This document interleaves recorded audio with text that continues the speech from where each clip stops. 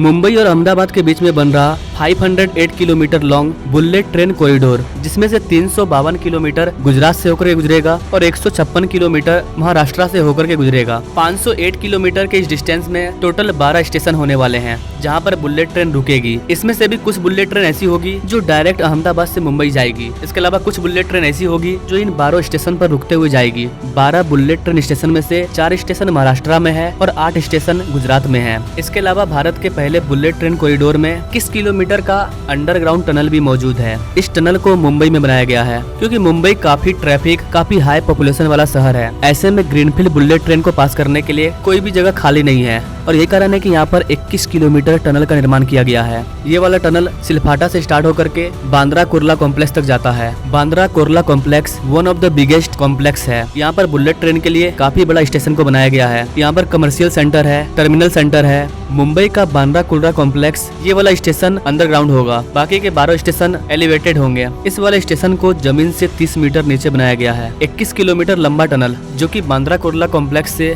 सिलफाटा तक जाता है। इसमें टोटल 7 अंडर सी स्ट्रेच है, यानी कि 7 जगह पर ये समुद्र के नीचे से होकर के गुजरा है। और ये अपने भारत में पहली बार होने जा रहा है कि जब समुद्र के नीचे ट्रेन चलेगा। वैसे अपने भारत में नदी के नीचे मेट्रो ट्रेन भी स्टार्ट हो चुकी है, जिससे कि कोलकाता में बनाया गया है और वो ऑपरेशनल भी हो चुका है। लेकिन समुद्र के नीचे बुलेट ट्रेन को चलाना ये इतना आसान नहीं है, लेकिन इसे भी हम लोग पॉसिबल बना रहे हैं। इस टनल को बनाने के लिए हम लोग टनल बोरिंग मशीन का यूज कर रहे हैं। इस वाले मशीन से 16 किलोमीटर के हिस्से को टनलिंग किया गया। इसके बाद बाकी का जो बचा हुआ 5 किलोमीटर है, इसके लिए न्यू ऑस्ट्रेलियन टनलिंग मेथड का यूज किया गया। अगर जमीन से इसकी गहराई की बात करें तो ये 25 मीटर से लेकर के 57 मीटर तक है। मुंबई के सभी कंस्ट्रक्शन साइट पर काम काफी तेजी से चल रहा है। वर्तमान में टनलिंग बोरिंग मशीन के लिए 3 शाफ्ट का निर्माण किया गया है। दूसरी ओर अंडरग्राउंड बुलेट ट्रेन स्टेशन के लिए एक्सकैवेशन का काम भी जारी है। अगर मुंबई जैसे हाईली पॉपुलेटेड सिटी में अंडरग्राउंड टनल को बनाना है तो टनलिंग और एक्सकैवेशन ये 2 मेजर चैलेंज है, क्योंकि इस तरह के प्रोजेक्ट में इंजीनियर्स के लिए सबसे बड़ा चैलेंज होता है सेफ्टी को इंश्योर करना,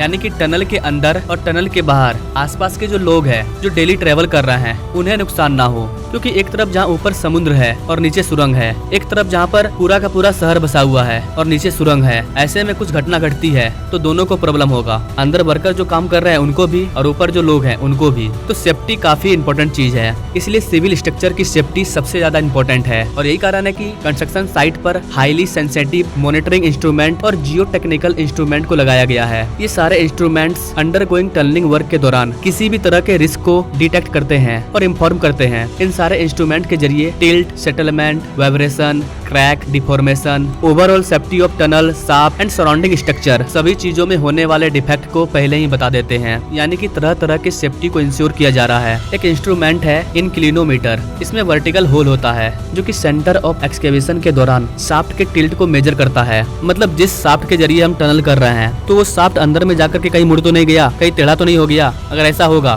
तो बोरिंग कहीं और हो जाएगा। इस चीज का ध्यान रखने के लिए इंक्लिनोमीटर इंस्ट्रूमेंट काफी इंपॉर्टेंट होता है। इसके अलावा यहाँ पर स्ट्रेन गेज का भी यूज किया जा रहा है जो कि काफी सेंसिटिव इंस्ट्रूमेंट है। ये डिफॉर्मेशन और इलोंगेशन को कैप्चर करता है। ये शाफ्ट के डिफॉर्मिटी को मेजर करता है। हल्का सा भी डिफॉर्म हो रहा है माइक्रोमीटर में भी तो भी ये इंस्ट्रूमेंट इसको मेजर कर लेगा। इसलिए इसे हाईली सेंसिटिव इंस्ट्रूमेंट कहा जाता है। आप जमीन से 50 मीटर नीचे हो, अगर कोई मिस्टेक हुई तो सारे के सारे वर्कर अपनी जान गंवा सकते हैं। इसलिए इस तरह के बेहतरीन इंस्ट्रूमेंट का यूज किया जाता है। हल्का सा भी मिस्टेक हो तो पता चल जाए।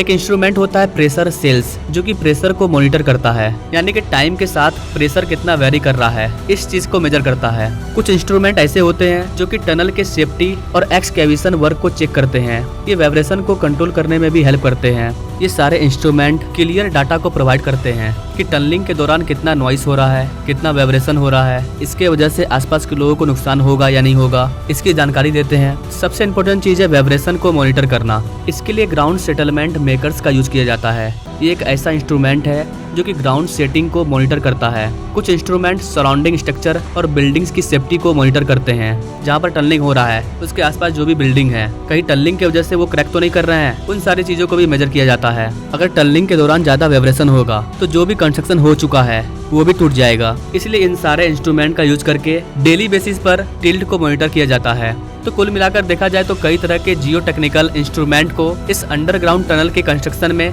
यूज किया जा रहा है ताकि हर तरह के सेफ्टी को इंश्योर किया जा सके।